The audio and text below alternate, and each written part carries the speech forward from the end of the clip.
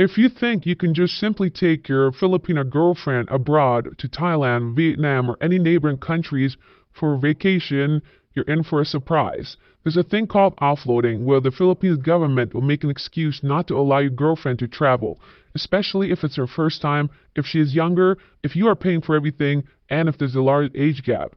Now, they have this excuse they want to prevent trafficking. However, I guarantee you there's a lot deeper issue here. The issue is that the women here are considered assets. It's how the country makes money, as it brings in foreign currency through remittances and other things such as money being sent to them while they're still in the Philippines. If the woman leaves the country, they cannot spend that foreign money. There's a lot more layers to this, perhaps for another video. Also, I will not be telling you tips on how to take your woman abroad, as there are countless videos about that, since this is nothing new, but you should be aware of the entire situation. I will also read you a story of a man who shares his experience trying to take his girlfriend to Thailand. Here's the story, but first, don't be lazy. Subscribe to the channel so we can please the YouTube overlords and spread the facts about this place. Here's today's story. Someone writes, "Yep, happened to me in the early days. We were shocked. They offloaded and gave her some garbage excuse about how we are protecting you from human trafficking. The real reason behind offloading is that the Philippine government gets huge amounts of money from overseas organizations for their efforts to stop human trafficking. If they don't prove efforts, the money stops, so it's big business. Unfortunately, they stop tens of thousands of genuine travelers and prevent a minimum amount of human exploitation. The whole system is just another money-making scam. Genuine overseas workers are subsequently exploited by agents and governments to end up in jobs where they're exploited anyway. It makes me sick that they do this to hardworking people." In a Senate paper, according to immigration records, a total of 32,000 Filipino passengers were not allowed to proceed with their flights in 2022, of which 472 were found to be victims or illegal recruitments. Seriously, that is a huge problem with their system. At one stage, my girl was also recruited by an agent that said she would be an ideal secretary personal assistant for some guy in an Arab country, and she could arrange all the documentations. She is a farm girl, so her secretarial skills would be amazing. The kicker was that if he likes her, he would be very generous to her. She saw and avoided the scam, but she told me there were 5 other attractive girls that are getting fed the same recruitment garbage, and the sad part was that they were competing with each other for the opportunity. The lucky victims get shipped out without immigration officials preventing travel. Guess why? The registered agent has organized everything, but they have no responsibility to care for the traveler. They do, however, tell them all the lies necessary to get them to agree to travel. I know one agent who said to me quietly she doesn't know what happened when they get there. She just gets paid for recruitment and administrating paperwork. Bullshit. She knows everyone knows. We all know. So, when you or any of us want to take your girlfriends for a fantastic overseas adventure, we are all rolled up into this group of assholes who are hurting these poor people. What to do? If you want to travel with her, the information posted by others here is spot on. For most situations, I spent 2 trips to the Philippines traveling to different locations and took lots of pictures together, lots of phone messages between each other over the past 6 months preceding the travel. This is used as proof of relationship. I got a certified bank statement showing that I had lots of money, proof of capacity to support her, travel insurance for her. I went to the embassy in my country and got an affidavit of support signed at the embassy. The Philippines love this type of thing. It's a sworn statement of your intentions, so legally binding and powerful in any eyes of those who understand it. Write it up yourself and sign it in front of the embassy official, who will have a seal fixed to it.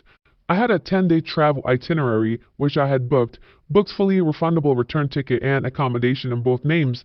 Make her memorize and ensure that she was fully across where we were going to and what we were doing. She was typically lazy, saying, "I will leave everything up to you." Well, that doesn't cut it in the eyes of immigration, because couples and relationships are highly engaged in what they are doing together. If she says, "I don't know," the agent has every right to believe there's a problem. When she got to the immigration counter, she was immediately identified in the system because she was previously offloaded. Her passport was handed to another immigration officer, and she was sent to the interviewing area at the airport. I went and was told to continue on the security processing, but I didn't. I followed her to the immigration area and waited in the waiting room.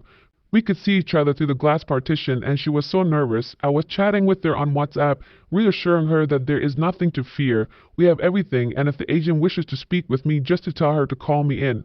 Make sure you check in early so you have lots of time in case you have to wait a long time for the interview. The agent asked her where I was and then came over to see me.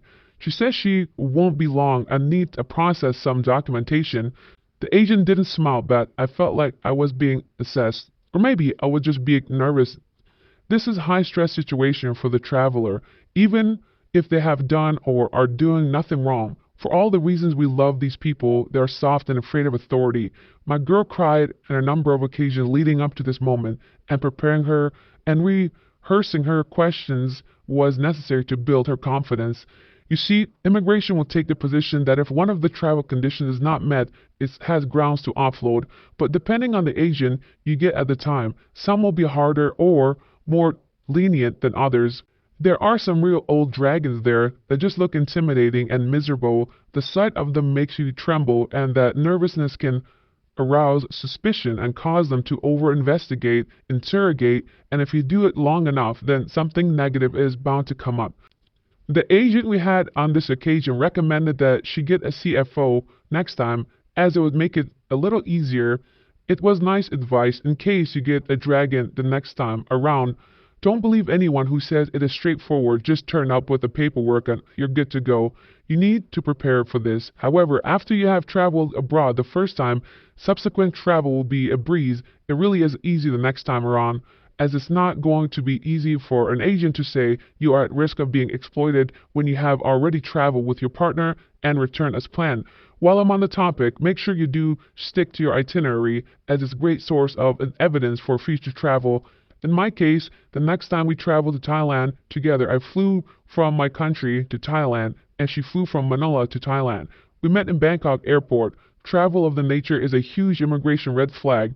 Travel abroad to meet a foreigner, travel to a known mongering country, ticket paid for by a foreigner, not having funds to support herself, she will most certainly be offloaded, as it was the first time in her case. She got denied to enter Thailand with me. It was horrible. FYI, the CFO thing was an online hosted session where they taught them about dubious relationship matters, giving some examples of exploitation, and taught them about, can you believe it, love language. It's another money-making thing where you pay for the certificate. Hope this helps everyone. As you can see, stories like this are nothing new. If you have traveled to the Philippines, had a girlfriend, and wish to go abroad, you can verify everything I've said. It is ridiculous the amount of hoops they make a woman jump through just to travel outside their country.